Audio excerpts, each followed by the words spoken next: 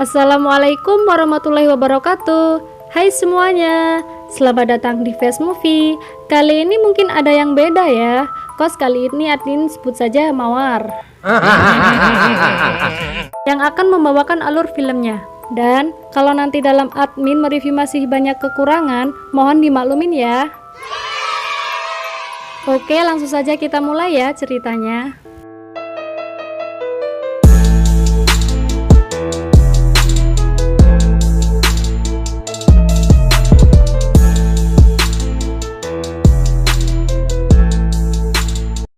Cerita diawali ketika dua orang polisi datang dan akan menangkap bos mafia besar. Polisi tersebut bernama Mason dan juga temannya yang bernama Joel Jenner. Dan si bos mafia sebut saja namanya Victor. Setelah mereka melakukan baku tembak, akhirnya Mason berhasil meringkus Victor dan dengan bantuan polisi yang lain.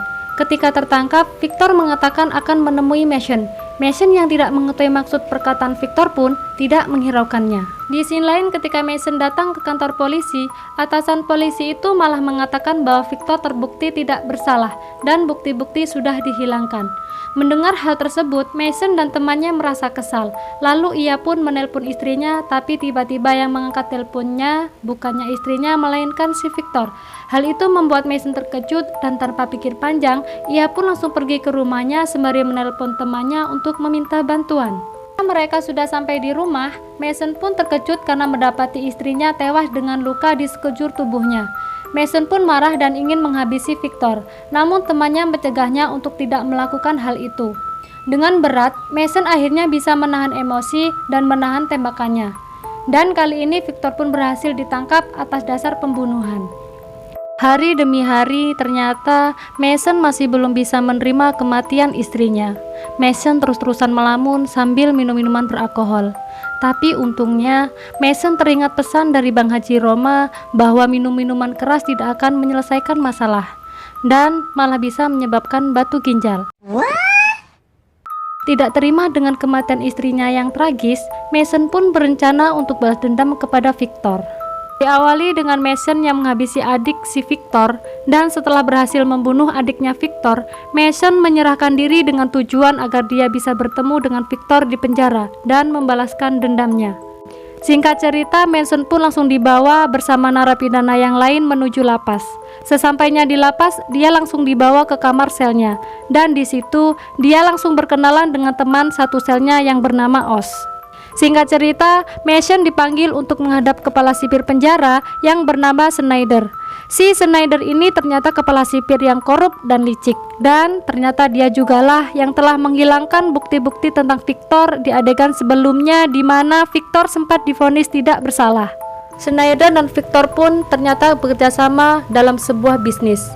Bahkan Victor menjadi ketua pimpinan di dalam penjara sehingga dia bebas keluar masuk dari tempat itu. Setelah mengobrol cukup lama dan tanpa disediain kopi, si Schneider pun memberikan tugas kepada Mason untuk bekerja di laundry dengan alasan dia tidak ingin para tahanan cuma santai-santai saja. Keesokan harinya, Mason mulai bekerja di laundry. Tapi tak berapa lama kemudian, datanglah salah satu anak buah dari Victor dan tiba-tiba saja dia langsung mengajar Mason. Dan orang-orang di situ pun ikut mengajarnya dikarenakan mereka semua adalah anak buahnya Victor. Awalnya Mason sempat memberi perlawanan, namun karena kalah jumlah, walhasil Mason bonyok juga akhirnya. Untungnya salah seorang sipir datang dan menyelamatkan Mason. Andai sipir itu tidak datang, mungkin Mason bisa saja mati dan filmnya langsung tamat ya guys. Baca.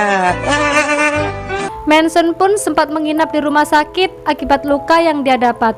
Singkat cerita, akhirnya Mason sudah sembuh dan ia pun kembali ke lapas penjara untuk kembali melancarkan dendamnya. Pertama, Mason berniat menghabisi anak buah dan juga tangan kanan Victor. Sebelumnya, Mason pun bertemu dengan temannya untuk melaporkan informasi yang ia dapat, namun ternyata telepon mereka disadap oleh salah seorang sipir suruhan Schneider.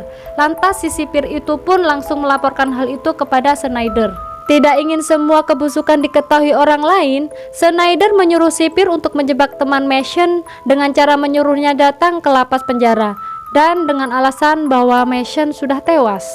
Hal itu tentu saja membuat sahabat Mason ini langsung tancap gas setelah mendengar kabar bahwa Mason tewas. Padahal itu hanya jebakan dari Schneider. Ketika sampai di lapas penjara, teman Mason langsung dihajar oleh anak buahnya Victor tepat di hadapan Mason. Mason hanya bisa berteriak karena tidak bisa menyelamatkan temannya itu. Dan akhirnya temannya itu harus tewas mengenaskan. Singkat cerita, Mason berencana secepatnya ingin menghabisi Victor. Namun sebelumnya, dia akan membunuh anak buahnya Victor terlebih dahulu dengan memanfaatkan sebuah pulpen yang sudah dia tajamkan. Manson mendatangi salah satu anak buah Victor dan ia pun langsung menusuknya tepat mengenai dadanya. Karena banyak mengeluarkan darah, akhirnya anak buah Victor pun tewas. Di hari berikutnya, Mason mendatangi anak buah Victor yang lain dan langsung menghajarnya serta mencekik lehernya hingga tewas. Di tempat lain, anak buah Victor curiga bahwa semua itu adalah ulah Mason. Lalu dia pun melamporkan semua itu kepada Victor dan ia mengatakan bahwa kemungkinan akulah yang berikutnya. Namun Victor hanya menjawab santai dan dia mengatakan bahwa akan mengurus semuanya.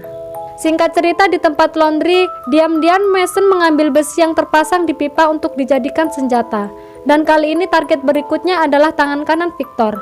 Saat situasi sepi, Mason pun langsung memukulnya bertubi-tubi ke wajahnya hingga tewas. Namun lagi-lagi entah karena masuknya lewat nyogok, sipir di sana sepertinya masih belum mengetahui siapa pelaku pembunuhan itu. Keesokan harinya, Mason kembali melancarkan aksinya.